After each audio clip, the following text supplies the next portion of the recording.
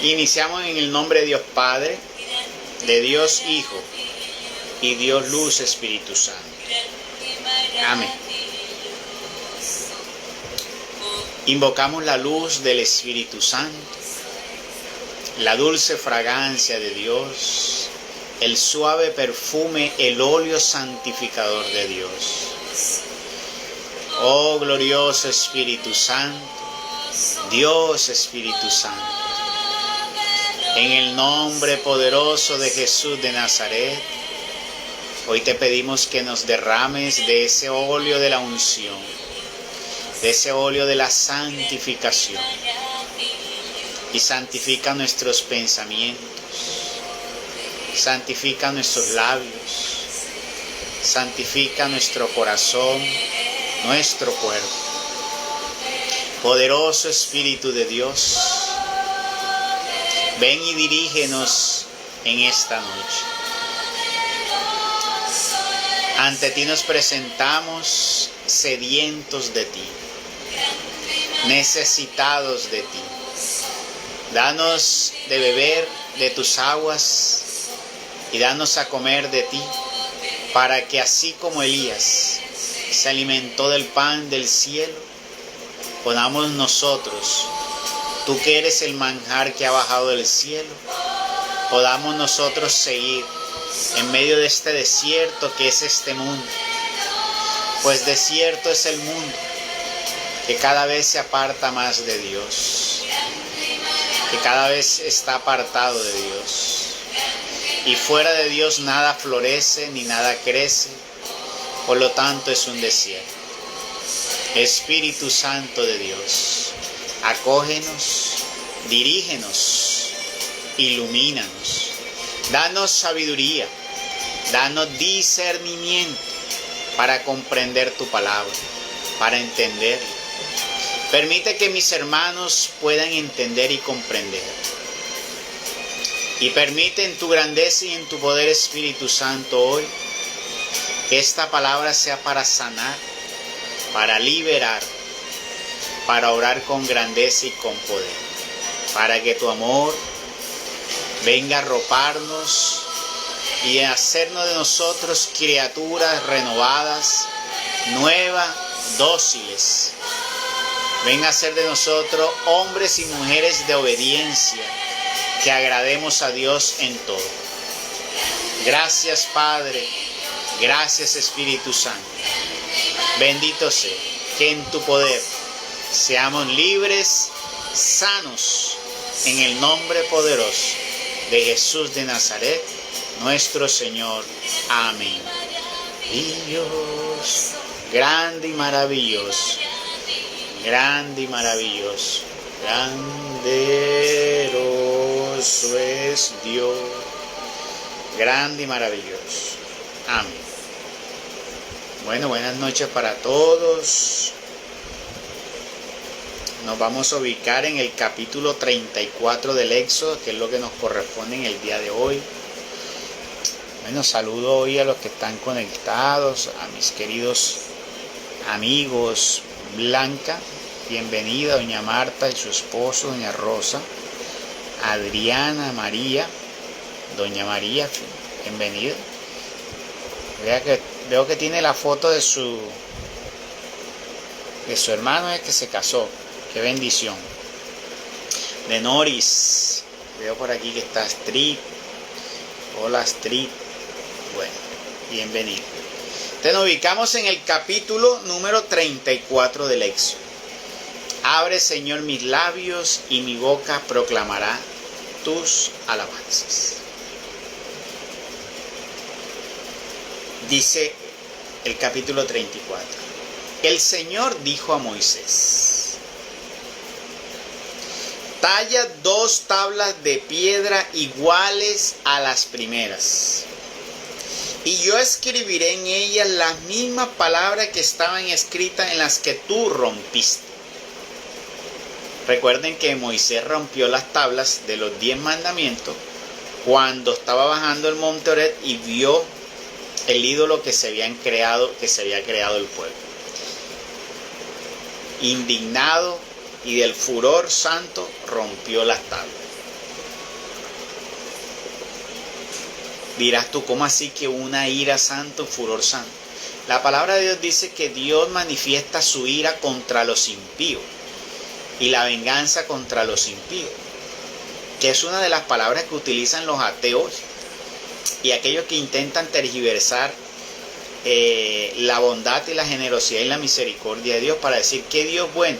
Y si Él es bueno, ¿por qué dice que Él manifiesta la ira contra los que Él creó? Dios no manifiesta contra lo que está bien. Su ira es santa porque se manifiesta contra lo que está mal y no tiene remedio. Satanás se le dio oportunidad y no quiso, ya no tiene remedio.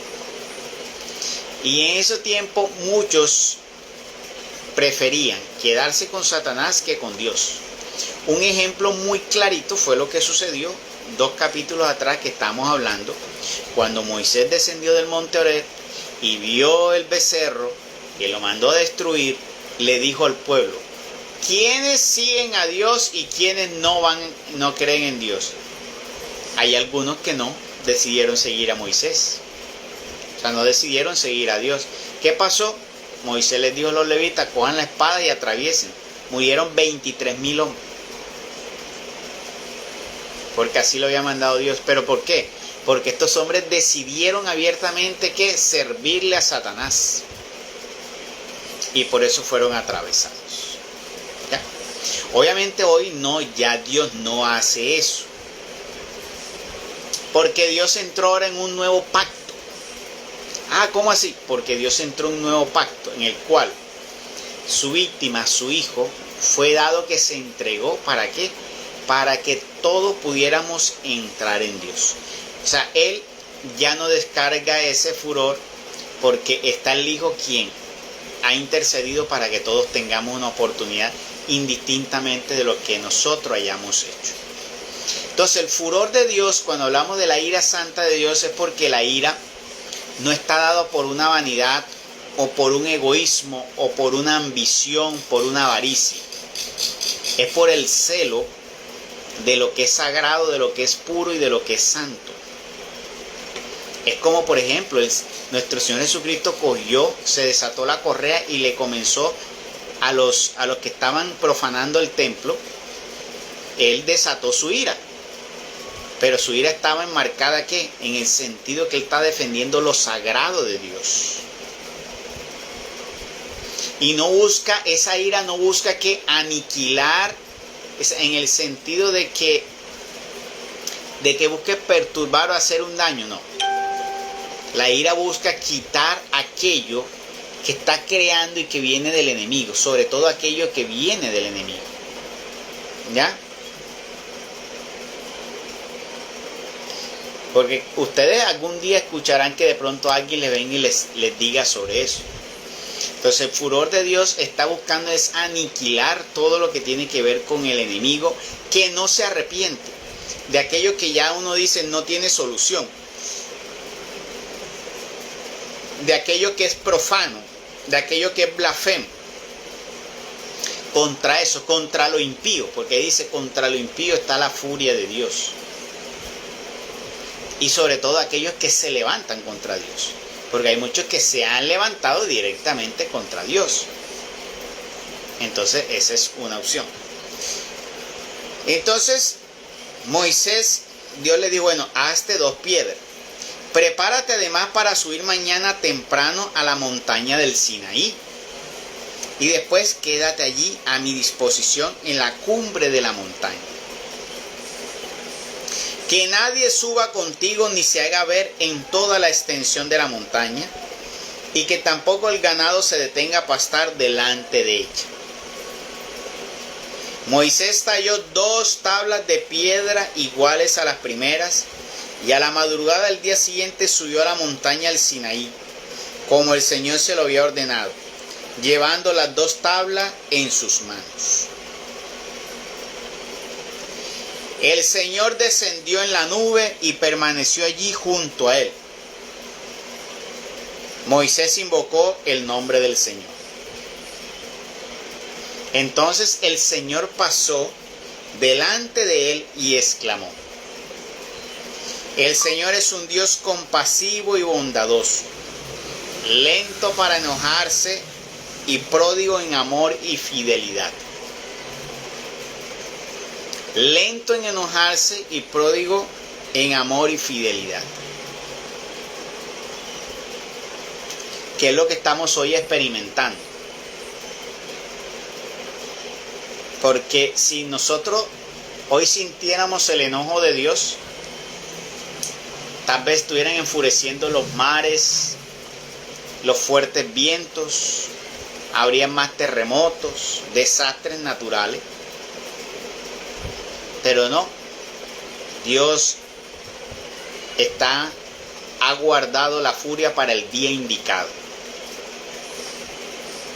para el día señalado, que queda muy poco para ese día. Así lo reveló el Señor a nuestro hermano Francisco, su elegido. Cuando le preguntó cuánto tiempo quedaba, le dijo que queda muy poco tiempo, muy poco tiempo. Ya tiene un pie fuera de su reino. Y ya se están cumpliendo muchas de las señales. O sea, nos queda poco tiempo. Por eso hay que estar apercibidos. Por eso hay que estar preparados. Siempre en la disposición hacia Dios, renunciando, teniendo ese santo temor de Dios.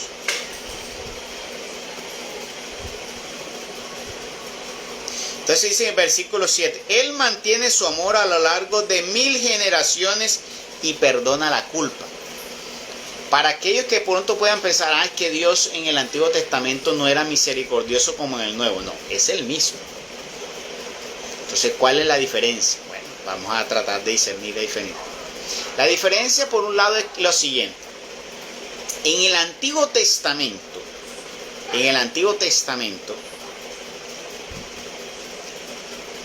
el pueblo de Dios no había pasado toda la degradación a la que ha llegado hoy. O sea, quiere decir que en ese momento todavía era un pueblo más puro de lo que Dios había creado. ¿Ya? Entonces era todavía muy naciente ese pueblo. De hecho, el pueblo de Israel era lo primero que él estaba creando. Era la primera nación que estaba creando, porque esa fue la primera y le puso Israel. La comenzó a crear con Abraham. Antes dirigía un pueblo, pero no le había puesto nombre. Porque con Noé comenzó también la tarea, cuando comenzó a probar una nueva tierra y un nuevo pueblo, pero no le había puesto nombre. Entonces sí tenía la misericordia. Pero ¿qué pasa? Cuando tú estás creando que es nuevo y tú le has enseñado, tú dices, al principio las cosas deben estar frescas, tú esperas que las cosas sean mucho más correctas. Ya las cosas se comienzan a dilatar, ya con el tiempo es que se comienzan, como dice, a corromper, que es lo que ha pasado al día de hoy. Después de tantos años el hombre se ha ido corrompiendo lentamente, entonces esa corrupción lentamente ha crecido. Entonces Dios se ha dado cuenta que llegó el momento con nuestro Señor Jesucristo en que ya envió su Espíritu para que pudiera ayudar al hombre, porque en el Antiguo Testamento no estaba el Espíritu Santo en la tierra. Entonces el Espíritu Santo viene para ayudar al hombre, porque el hombre tiene una lucha donde ya se ha acrecentado el enemigo haciendo grandes males. Viene a ayudarlo a dirigir al ser humano, a ayudar al ser humano para poder vencer todas esas fuerzas del enemigo. Entonces, en la misericordia de Dios sí estaba. Pero Dios estaba siendo en ese momento severo con aquellos que se estaban rebelando contra la obra. Porque como dice, son los pioneros, son las cabezas. Por lo tanto, ellos tienen que mantener el orden y el ejemplo. Eso es como cualquier lugar. Tú vas a una empresa y no están funcionando bien, los primeros que vienen a justiciar, ¿quiénes son? A los líderes. Es como un equipo de fútbol. Si no funciona, ¿a quién comienzan a justiciar primero? A la cabeza, a los técnicos. Bueno, ellos eran los primeros en eso. Entonces ahora con nuestro Señor Jesucristo viene Él, se pone como el sumo y eterno sacerdote y como Él la oveja y el Cordero Santo, que se ofrece, ¿para qué? Para redención de todo. ¿O qué fue otra de las funciones que hizo con ese sacrificio de nuestro Señor Jesucristo? Aplacar la furia de Dios por todos nuestros pecados. Y por eso no desciende la furia de Dios. Y el sacrificio de nuestro Señor Jesucristo hace que se aplaque esa furia. Hay un ejemplo que está en el Evangelio. Vamos a buscar ese ejemplo. Le voy a leer que explica más fácilmente esa parte. Que es la parte del viñador que manda a cortar la viña porque no está produciendo. Entonces el dueño de la viña le dice al administrador: córtame la viña porque no está produciendo. ¿Qué dijo el administrador? Espérate un momentito. Permíteme hacerle una zanja alrededor. Permíteme abonarlo. Permíteme trabajarle, quitarle parte de la cizaña, lo que tenga, y yo regarlo. Si después de eso no da nada, yo la corto.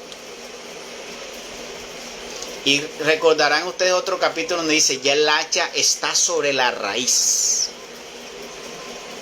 Si han escuchado todos esos episodios, bueno, se refiere a eso. Es nuestro Señor Jesucristo, ese administrador, que está diciendo al Padre: permíteme, Padre. Y Él es el que está actuando para nosotros. Porque recuerden que dice que nuestro Señor Jesucristo nos presentará al Padre. Nosotros somos un pueblo de nuestro Señor Jesucristo porque a Él se le fue dado todo poder sobre todo lo creado. Está en la palabra de Dios donde Pablo dice que a nuestro Señor Jesucristo se le dio poder sobre todo lo creado en el cielo, en la tierra y en los abismos, toda autoridad. Entonces Él nos va a presentar al Padre. Él nos va a presentar al Padre. Entonces Él es ese sumo sacerdote y Él es la ofrenda agradable a Dios por el cual se detiene esa furia de Dios y en el tiempo indicado. ¿Ya? Entonces Él, por eso decimos que Él es el camino y Él es la intercesión nuestra ante el Padre, aunque Él pueda ser uno con el Padre. Entonces Él nos está ayudando a que se detenga toda esa furia que muchas veces se ve y que estamos viendo todavía en la humanidad. Entonces está tratando de nuestro Señor Jesucristo y el Espíritu Santo es el que está trabajando para que se pueda abonar alrededor la viña. ¿Qué es la viña? Este mundo. ¿Quién está trabajando de abonarlo? El Espíritu Santo, regando, abonando. Y es cuando ¿qué? Cuando sale a pasear y comienza a tocar los corazones y las vidas y las personas, llevando un mensaje para que las personas despierten, llevando un mensaje. Pero a mí nunca me ha hablado el Espíritu Santo. Dirán a ustedes: a mí nunca me ha hablado el Espíritu Santo, yo no he sentido nada.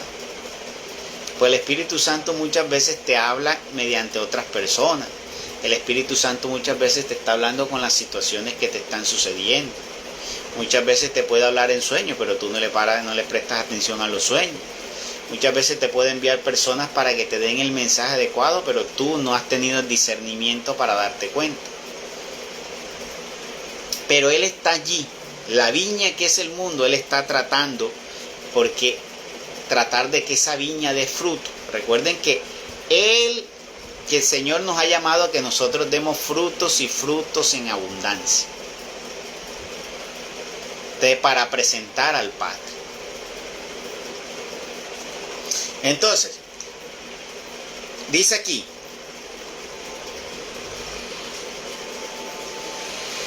Él mantiene su amor a lo largo de 1000 generaciones y perdona la culpa, la rebeldía y el pecado. Entonces, en el antiguo también perdonaba. La diferencia es que en el antiguo ellos para perdonar hacían un sacrificio de un animal. Ahora ya no tenemos que hacer sacrificio. porque ya lo hizo nuestro Señor Jesucristo, que es permanente y es mucho mejor. Sin embargo, no los deja impunes, sino que castiga la culpa de los padres en los hijos y en los nietos hasta la tercera y cuarta generación. Esto sí cambió con nuestro Señor Jesucristo. Oh, y esto es muy importante. Antes, los hijos del adulterio eran llamados hijos bastardos. Los hijos fuera de matrimonio eran llamados hijos bastardos. Y esas personas, muchas veces, esos hijos perdían y estaban fuera de la gracia de Dios.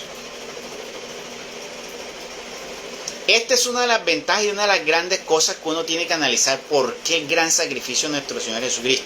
Porque con Él este sacrificio, aparte de hacer que los pecados puedan ser recogidos y sepultados, nosotros no tengamos que pagar la culpa de nuestros pecados. Porque antes tú pagabas por la culpa de tus pecados y ahora no. Y mira lo que decía aquí. Sin embargo, le voy a leer nuevamente el versículo 7. Él mantiene su amor a lo largo de 1000 generaciones y perdona la culpa, la rebeldía y el pecado. Sin embargo, no los deja impunes. O sea, tienen que pagar. Tienes que ir a la cárcel. Tienes que pagar por lo que hiciste. Si tienes que pagar por lo que hiciste. Eso sucedía en el antiguo. Nuestro Señor Jesucristo viene a quitarnos que nosotros no tengamos que pagar nada. Aparte de que sean borrados los pecados, no tengamos que pagar nada. Ese es el efecto del sacrificio de nuestro Señor Jesucristo. ¿Ya? Te dice aquí, no los deja impunes, sino que castiga la culpa. O sea, en el antiguo castigaba la culpa de los padres en los hijos. Recordarán que los apóstoles una vez le preguntaron a nuestro Señor Jesucristo cuando vieron al ciego: Señor, ¿este ciego está ciego por culpa de sus padres o por el pecado de él? ¿Sí se acuerdan de esa parte? Cuando le dijeron: Señor, ¿el ciego está ciego por culpa de los pecados de sus padres o por él?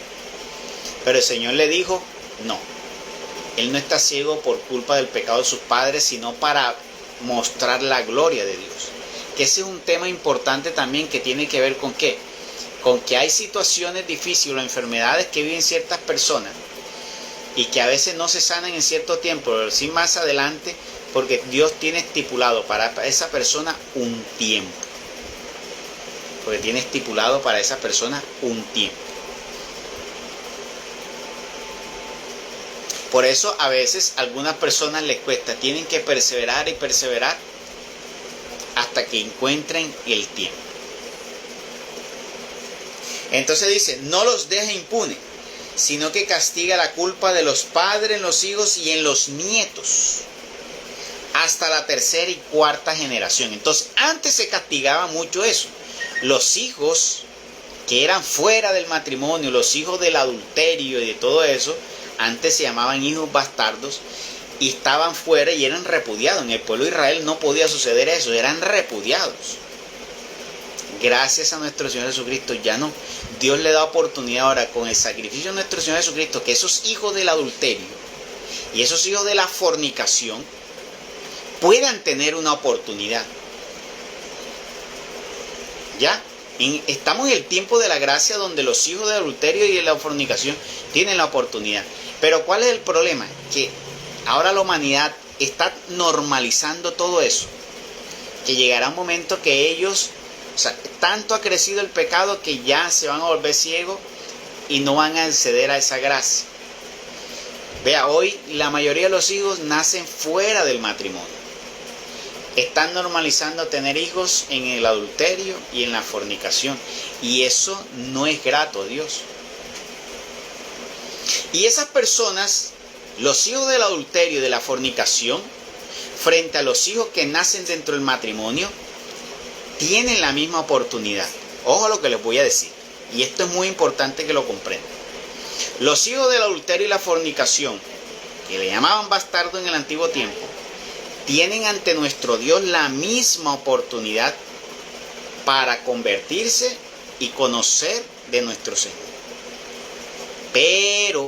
Pero los hijos que nacieron en el matrimonio llevan dentro de sí una ventaja por nacer.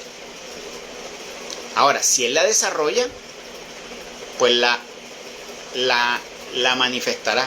Pero si no la desarrolla, el hijo del adulterio, de la fornicación, si se consagra, le puede ganar. ¿Sí me hago entender? Eso tiene que quedar claro. Por eso es importante tener los hijos bajo el matrimonio, bajo la gracia y el santo sacramento del matrimonio. Eso de que da lo mismo, no da lo mismo. Ay, pero si todos pueden acceder, bueno, sí pueden acceder, pero te puede ayudar y tú le puedes ayudar a tus hijos a poder unas gracias, a tener unas gracias mayores ante Dios si tú están dentro del matrimonio. Pero mire que le estoy diciendo, siempre y cuando ese hijo dentro del matrimonio, como dice, esté entregado. Porque si el del adulterio se entrega totalmente, se arrepiente, se entrega a Dios y este no, pues obviamente este va a crecer mucho más. ¿Ya? Entonces, ese es muy importante para que nosotros nos demos cuenta que aunque hay oportunidad, nosotros, lo que vengo diciendo todos estos días, no podemos confiarnos de la misericordia, porque eso es lo que está haciendo la humanidad hoy, abusando de la misericordia de Dios. Y como abusan de la misericordia de Dios, viven de cualquier tipo de forma. O sea, no tienen en cuenta si eso es grato a Dios. Están actuando y normalizando lo que en la sociedad no es grato a Dios. Y entre eso está eso. Las personas hoy no se casan. ¿Por qué no se casan? No, yo ¿para qué me voy a casar? Eso es un papel más firmado. No, señor, eso no es un papel más firmado. Y lo que dice doña Marta aquí es muy cierto y es muy importante eso. El matrimonio puede ayudar también, exacto. Si tu hijo, por ejemplo, o tu hija nació, no sé, de pronto de una unión libre o de una fornicación y te separaste de ese hombre, no te casaste, te separaste. Si tú vas y te arrepientes de eso, te presentas al altar con otro hombre, pero queriendo tú reivindicarte, reconociendo ante Dios que no fue lo correcto y ahora quieres hacer lo correcto, pues Dios tendrá en cuenta eso. Porque tú estás reconociendo que cometiste un error y que ahora estás tratando de reivindicarte dándote cuenta que ante Dios lo correcto es presentarte ante el altar. Y eso también ayuda a cortar esos lazos. Porque lo que quiere el enemigo es básicamente eso. Que tú digas, pero ¿para qué me voy a casar si eso da lo mismo? Que es lo que dice la gente hoy. ¿Para qué me voy a casar si la diferencia es un papel y gastar plata ya con el cura cuando yo puedo aquí? Nos rejuntamos, nos vamos a vivir juntos. Ese es el golazo más grande que les ha metido el enemigo. Eso de que no, para eso nos casamos por lo civil, eso es rapidito allí. Ese es el golazo más grande que les ha metido el enemigo. Y los ha normalizado y los tiene adormecidos y los tiene trabajando en eso. Amor, dame un poquito de agua. Y eso no es así. Eso no es así. El matrimonio es un sacramento. Y quienes no están dentro del sacramento del matrimonio viven en fornicación. Y la palabra de Dios es muy clara a decir que los que viven en fornicación, no entrarán al reino de los cielos. El que vive en adulterio, el que acepta el adulterio, no entrará al reino de los cielos. ¿Qué es eso, Henry, de que acepta el adulterio y acepta la fornicación? Bueno, es sencillo. Si tú sabes qué es fornicación y tú sabes que eso está en contra de Dios, pues eso me refiero. O sea, tú eres una persona consciente, tú eres una persona que sabe que eso ante Dios está malo, tú sabes que eso no está bien y aún así decidiste, no, yo mejor me quedo así. Bueno, tú has decidido. O sea, fue una decisión que tú libremente tomaste, aún conociendo que eso no era grato a Dios. Diferente al que no sepa qué es fornicación y que no sabía que eso era malo. Eso ya es diferente.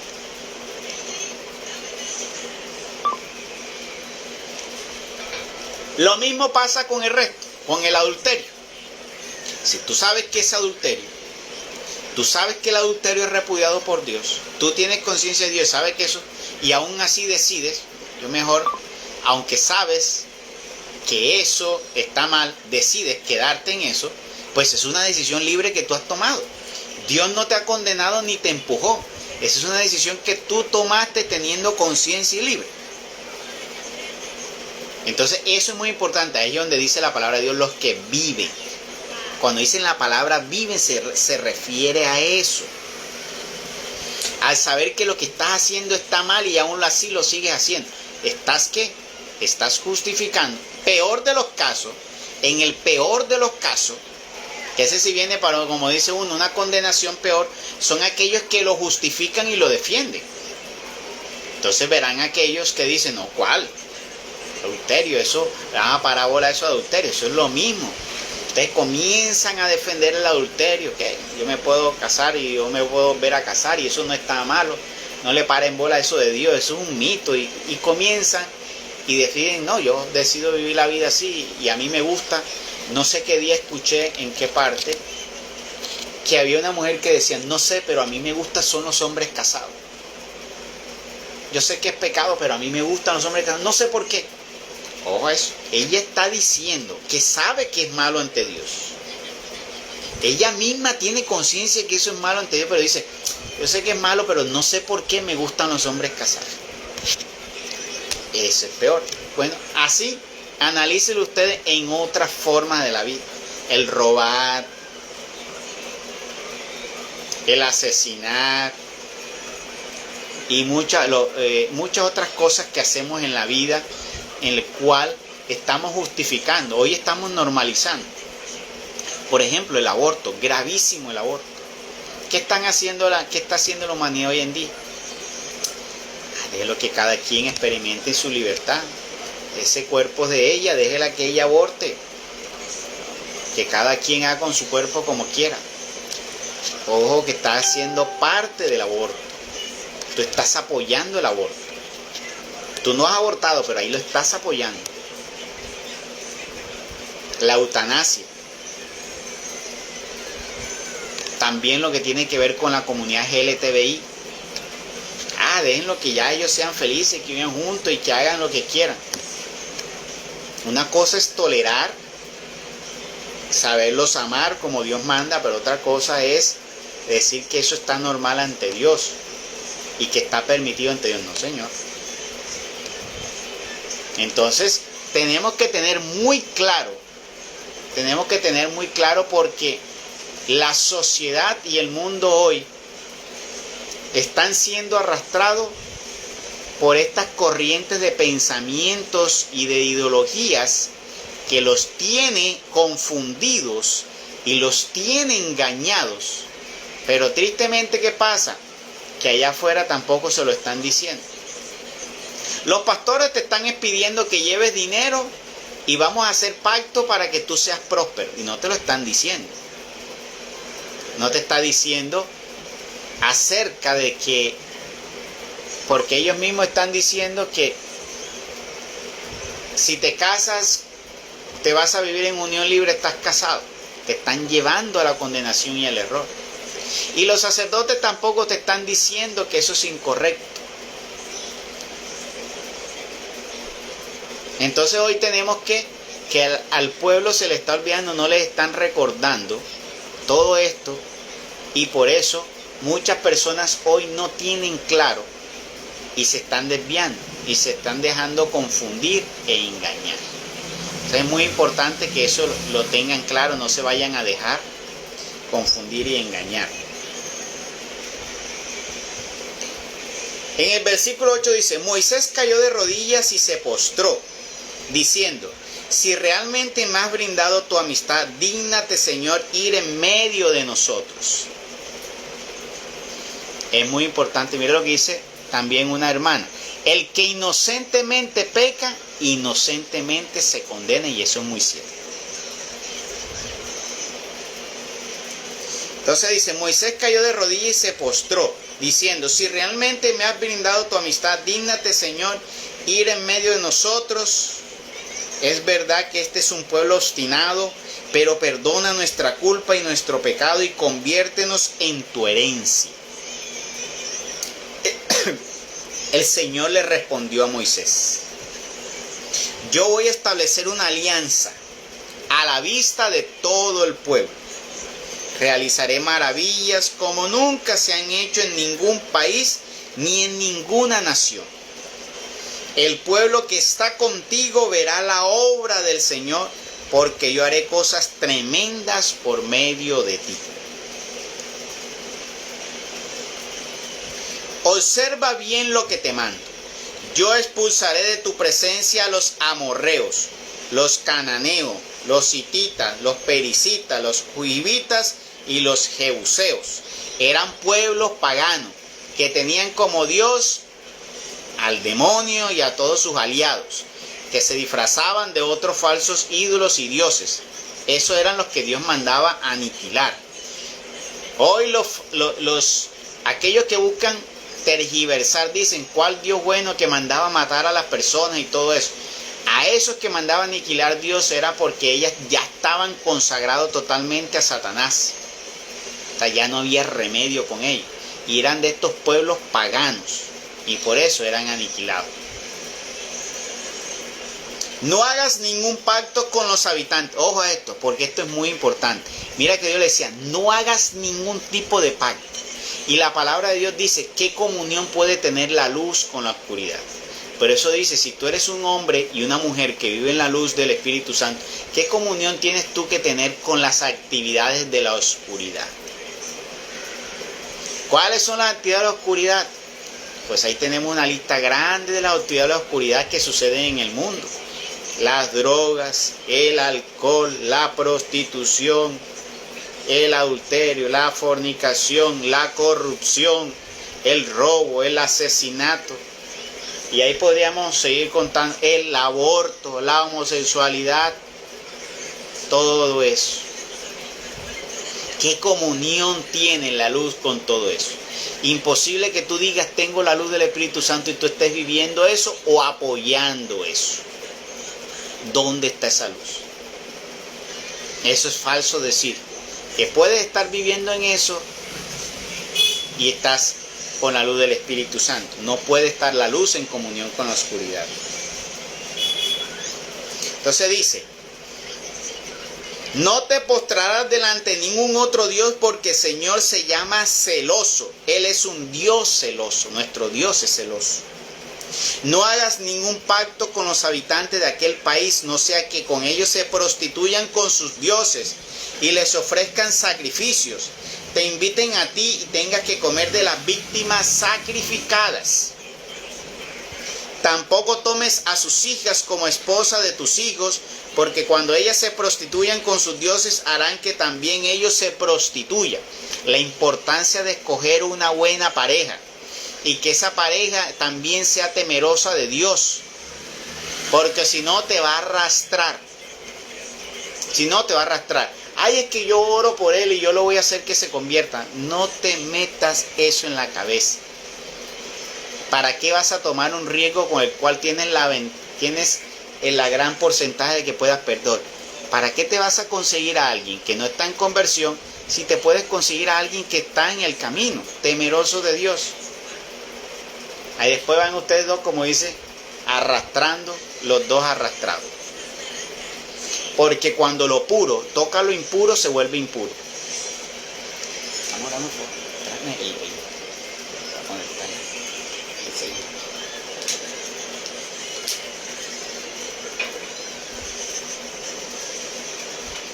Entonces, cuando lo puro toca lo impuro, se daña lo impuro. Entonces, eso de que yo, teniendo la luz, me voy a unir con el de la oscuridad para ese... No, señor, no tomen ese riesgo. No le aconsejo. Búsquense una persona que sea temerosa de Dios. Y se evitan ustedes, como dice, esa fatiga, ese dolor de cabeza. Ay, yo por qué le quité eso.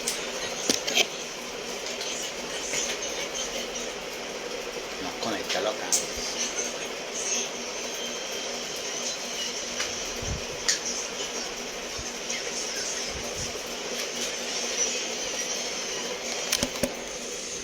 Permita que voy a conectar el celular que se me está descargando. Ahí.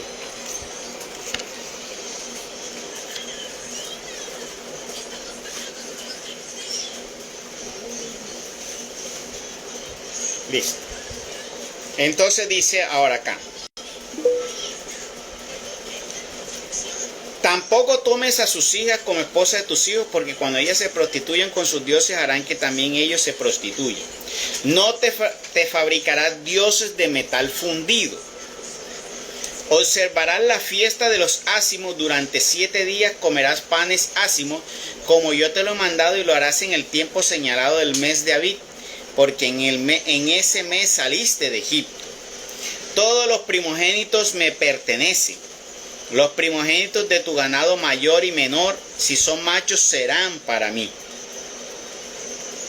Al primogénito del asno, en cambio, lo rescatarás con un cordero, y si no lo rescatas, deberás desnucarlo. También rescatarás a todos los primogénitos entre tus hijos, y nadie se presentará delante de mí con las manos vacías. Durante 6 días trabajarás, pero el 7º día deberás descansar, incluso en tiempo de siembra y de cosecha. Celebrarás también la fiesta de las semanas, la de los primeros frutos de la cosecha del trigo, y además de la fiesta de la recolección al término del año. 3 veces al año todos los varones se presentarán delante del Señor, el Dios de Israel. Porque yo voy a desposeer a las naciones delante de ti y ensancharé tus fronteras. Y cuando subas a presentarte ante el Señor tu Dios, 3 veces al año nadie codiciará tu territorio.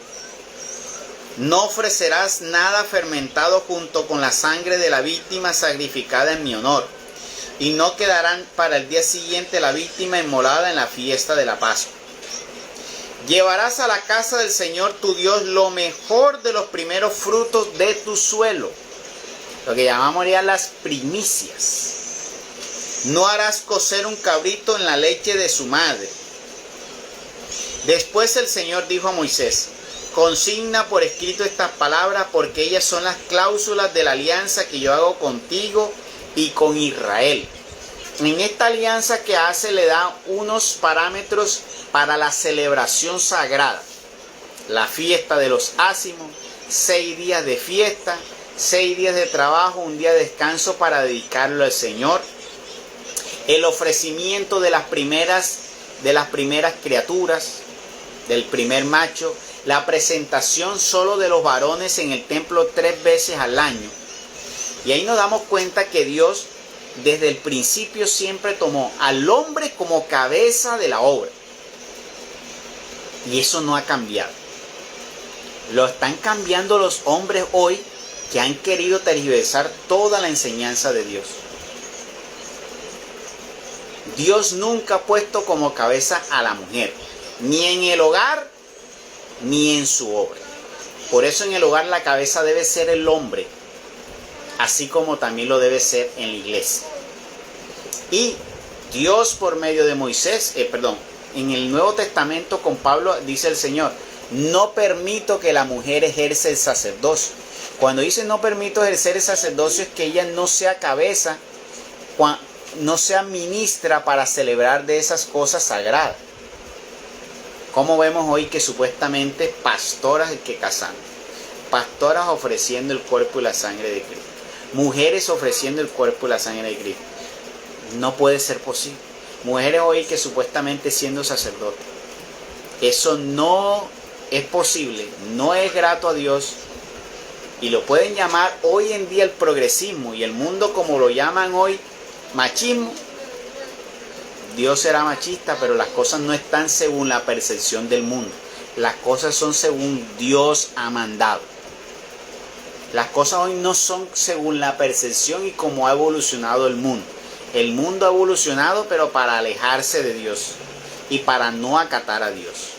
Pero Dios permanece igual en sus decretos, en el antiguo y en el nuevo. Porque nuestro Señor Jesucristo dijo: yo no vine a abolir, yo vine a darle entendimiento y cumplimiento. Ustedes están tergiversando las enseñanzas. Yo les vine a recordar verdaderamente cómo son. Y eso sucede hoy en día.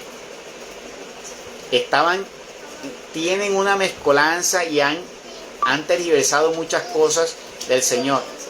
El Señor envió a su elegido para recordarnos y enseñarnos qué está mal y qué debemos corregir. Por eso el Señor tuvo misericordia y envió este tiempo a su elegido. ¿Para qué? Para hacernos salir del error. Porque hay muchos errores y tenemos demasiada división, y ahí tenemos a las supuestas pastoras. Peor aún, escucho por ahí que profetas, mujeres profetas. Búsquenme en qué parte de la Biblia. Yo quiero que me busquen porque no la he encontrado. De pronto yo no la he leído. Porque uno a veces se le puede pasar. Yo quiero que si hay alguien de aquí, conoce, que diga que una mujer es pastora, que me manden qué parte de la Biblia muestra que una mujer es profeta. Yo no conozco la primera mujer profeta, no la conozco. Dio esa dignidad a la mujer, nunca se la dio. ¿Cómo van a decir que se la dio ahora? Se la inventaron ellos. Pastorado también se lo inventaron ellos. Pastorado no es un ministerio, es un don para ejercer el ministerio. Así como el que es maestro, es un don para el que es ministro. Porque ellos, los pastores, utilizan solo una cita. ¿Cuál es? La de Efesios 4. Es la única cita que tienen para justificar. ¿Y qué dice? A uno los hizo pastor, a otros los hizo maestro, a otro evangelista. ¿Qué quiere decir eso? Que a los que son ministros, o sea, los sacerdotes, les dio a ellos ese don. Algunos serán como pastores, otros tendrán el don para ser evangelistas, otros tendrán el don para ser como profetas. O sea, para ellos poder profetizarles al pueblo y poder darle mensajes de Dios. No es que sean profetas, pero esa de darle mensaje de Dios.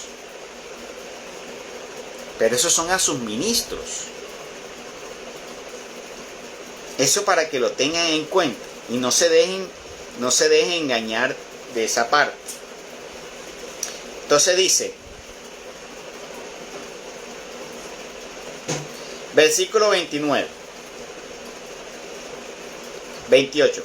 Moisés estuvo allí con el Señor 40 días y 40 noches sin comer ni beber. Y escribió sobre las tablas las palabras de la alianza, es decir, los 10 mandamientos. Cuando Moisés bajó de la montaña del Sinaí, trayendo en sus manos las 2 tablas del testimonio, no sabía que su rostro se había vuelto radiante porque había hablado con el Señor. Al verlo, Aarón y todos los israelitas advirtieron que su rostro resplandecía y tuvieron miedo de acercarse a él. O sea, la gloria de Dios había penetrado, la grandeza de Dios, a Moisés. 40 días con 40 noches estuvo sin comer ni beber nada Moisés en la presencia de Dios. Hay personas que dicen, no voy a poder salir adelante, no voy a poder aguantar esto, tengo tanta necesidad. Moisés duró 40 días y 40 noches. ¿Qué le bastó? Entrar a la presencia de Dios. Si tú entras a la presencia de Dios, a tener comunión con Dios, tenga usted claro que los dolores, los miedos, los sufrimientos, los trastornos, las enfermedades que tengan sobre ti, se van a ir y se van a disipar. El problema es que tienes que entrar en la presencia de Dios. Tienes que dedicarle tiempo a doblar las rodillas en tu cuarto. Allí postrarte. Es que no sé qué hablarle al Señor. No le hables. Quédate en silencio, pero medita en el Señor, en lo que está en la palabra y piensa en Él. O puedes simplemente llamar al Espíritu Santo y ya. Y quédate allí un largo tiempo y deja que comience a trabajar el Señor. El Señor trabaja en el silencio y comienza a trabajar en ti, el Espíritu Santo. Y llegará un momento en que comienzan a aparecer en ti esas palabras y el Espíritu Santo te ayuda en la oración. Porque esa es una de las cosas que nos hace el Espíritu Santo. Nos ayuda a orar al Padre.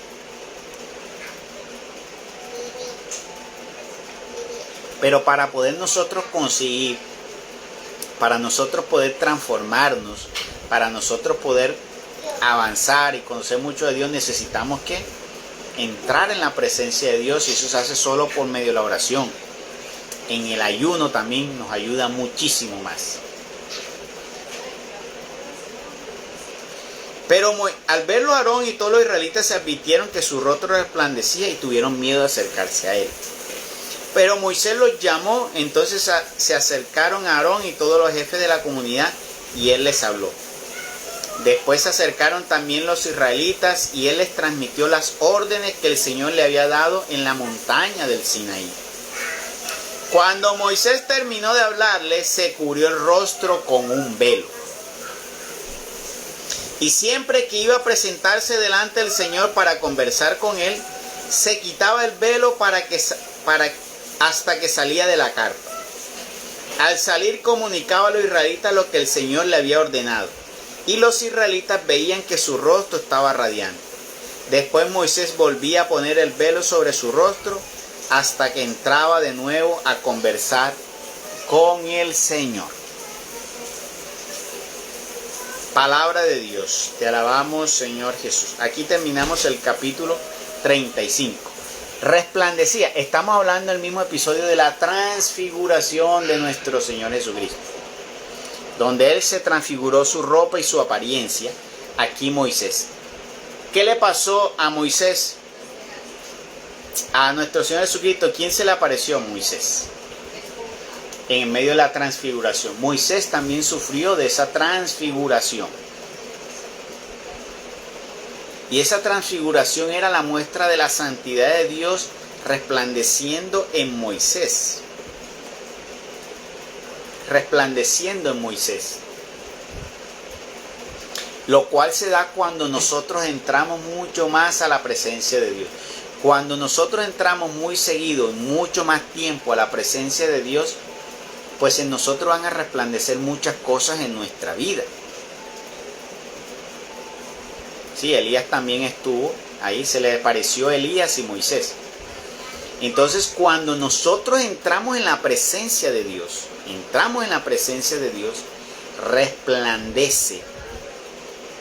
resplandece en nuestra vida la luz de Dios.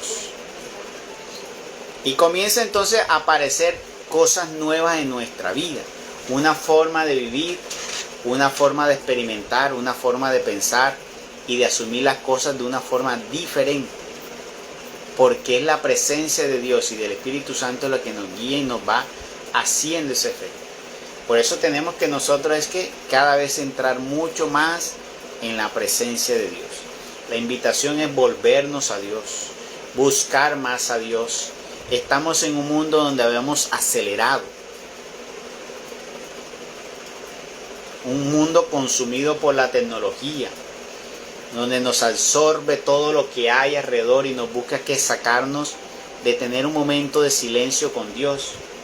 Por eso todo tiempo que tú puedas sacar para meditar la palabra, orar con Dios, dedicarle tiempo a las cosas de Dios, meditar su santa palabra, eso te va a ayudar para poderte equilibrar, para que puedas fortalecer el espíritu. Porque eso es lo que quiere el enemigo, ponerte tantos obstáculos posibles para que tú te debilites. Y cuando tú te debilitas, entonces aparecen muchas cosas, los miedos, la pesadumbre, los vicios, tantas cosas que pueden aparecer cuando no estamos dominados por la luz, sino porque envueltos en la oscuridad. Y la gente vive a ciegas y a tientas. Viven confundidos, viven entristecidos, viven sin esperanza.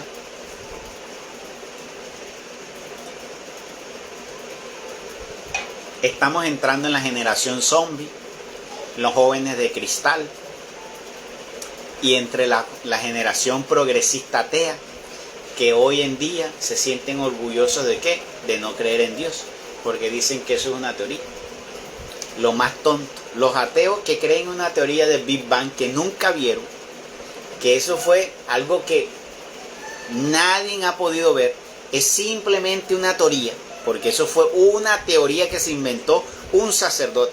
Porque si ustedes se van a buscar quién inventó la teoría, esa teoría la inventaron en el año 1900 y pico y la inventó un sacerdote.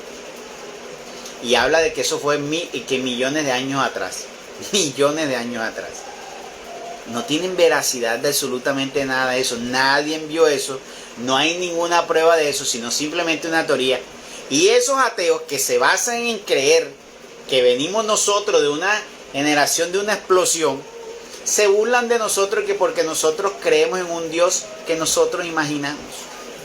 Que nosotros hemos creado la teoría de un Dios, imagínense ustedes. Ellos se burlan de nosotros porque nosotros creemos en la teoría de un Dios.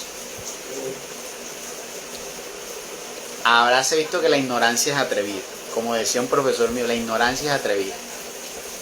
Entonces cuando un ateo les diga eso, díganle eso. ¿Cómo vienes tú a burlarte de mí porque yo creo en una supuesta teoría? Cuando tú crees en algo que sucedió hace millones de años, lo cual tú no tienes la veracidad, ni ninguno tiene la veracidad. No hay forma de comprobar eso. Simplemente es una teoría que la creó hasta un mismo sacerdote. ¿Bien? Y la evolución no te va a dar para explicar nada del inicio. En cambio, la Biblia sí nos puede explicar muchas cosas que nos pueden dar una sustentación más de lo que ha sido creado, de lo que somos nosotros.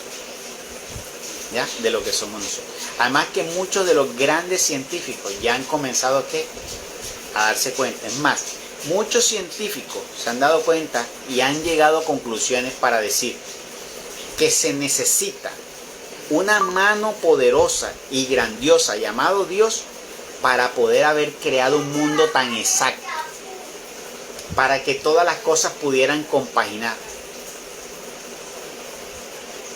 Muchos científicos han dicho que tuvo que ser una mano grandiosa, perfecta, para poder crear el hombre, el mundo, todo cuanto existe, de una manera tan perfecta. Eso no pudo haber, esos grandes científicos dicen, el azar no pudo haber creado. El azar no pudo haber creado eso. Eso fue una inteligencia superior. Y esa inteligencia superior obviamente es nuestro Señor, nuestro Dios. Bienaventurados los que así lo creen y mueran en ello. No se dejen arrebatar, porque eso es lo que está buscando el enemigo en este tiempo, arrebatar eso. Y está tomando mucha fuerza y poder en los jóvenes. ¿Por qué? Porque ha sido astuto. ¿Qué hizo? Sacó de los colegios y de las universidades que no hablen del Señor y de Dios. Mira en los Juegos Olímpicos. Le están prohibiendo todo lo que sean manifestaciones a Dios, la están tratando de quitar. Por eso, ya ustedes no aspiren a las cosas del mundo. Ya todo está dado. El enemigo es el que tiene el dueño, es dueño de todas las cosas del mundo. Así que es poco lo que queda, así que no traten ustedes de afanarse por las cosas del mundo. No se afanen y no se esperen por las cosas del mundo. Ya está pronto el tiempo en que vamos a recibir la gran herencia. La gran herencia. Que no la vamos a dejar perder por una bobada aquí en la tierra. Entonces permanezcan firmes sin mirar para la derecha y para la izquierda. Al frente, por el camino angosto. En obediencia con el Señor. Amando, perdonando y en obediencia con el Señor. La triada. Amando, amar, perdonar y obediencia. Bueno, con esto terminamos el capítulo 34. Si alguien tiene una pregunta, le escribe. Si tiene un aporte por hacer, me dice, yo lo subo. Si quiere subir para hacer el aporte o la pregunta.